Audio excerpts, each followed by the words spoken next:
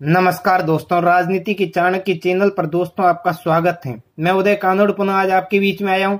दोस्तों आज हम चर्चा करेंगे राष्ट्रीय लोकतांत्रिक पार्टी यानी हनुमान बेनीवाल के बारे में कि 2019 के लोकसभा चुनाव में हनुमान बेनीवाल ने कुछ सीटों पर फतेह करने के लिए पूरी प्लानिंग बना रखी है और उन्हीं सीटों पर हनुमान बेनीवाल विशेषकर फोकस कर रहे हैं। यानी वो 5 से 6 सीट है जिस पर हनुमान बेनीवाल फोकस करेंगे, क्योंकि उन्हें पता है नई नवेली पार्टी है और पूरे 25 लोकसभा चुनाव लड़ना पार्टी के लिए काफी मुश्किल होता है और एरिया भी इतना बड़ा होता है कि हनुमान बेनीवाल जो कि एकमात्र प्रचारक कहे जाते हैं राष्ट्रीय लोकतांत्रिक पार्टी, उनका भी पहुंचना बहुत मुश्किल है। ऐसे में उन्होंने कुछ सीटों को सेलेक्ट कर रखा है और वहां पर उनका पूरा फोकस है। तो दोस्तों वो चर्चा करें कि कौन कौन सी वो सीटें और किस तरीके से होंगी और कौन कौन होंगे हनुमान बेनीवाल पार्टी के उम्मीदवार। तो उससे पहले मैं आपको बता दूं कि अगर राजनीति से आपको जरा भी इंटरेस्ट है तो हमारे चैनल को सब्सक्राइब कर लीजिए और राजनीति से जुड़ी हर जानकारी हम सबसे पहले आप तक पहुंचाते रहेंगे। तो दोस्तों उन सीटों में सबसे पहली सीट है बाड़मेर जैसलमेर।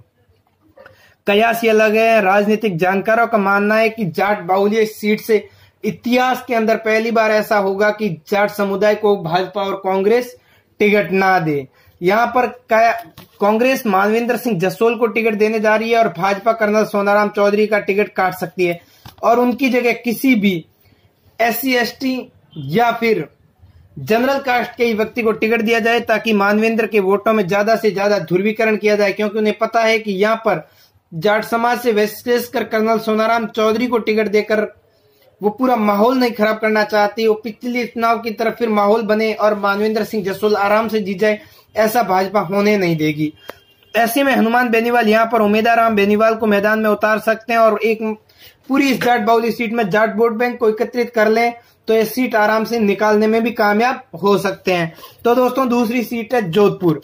यहाँ पर बहुत बड़ा आपको खिलवाड़ नजर आएगा और राजनीतिक जानकारों का ही मानना है और अभी तक ये चेहरा जनता के बीच में नहीं आया है और वो चेहरा है भाजपा के कद्दावर नेता पूर्व सांसद जसवंत सिंह बिश्नोई।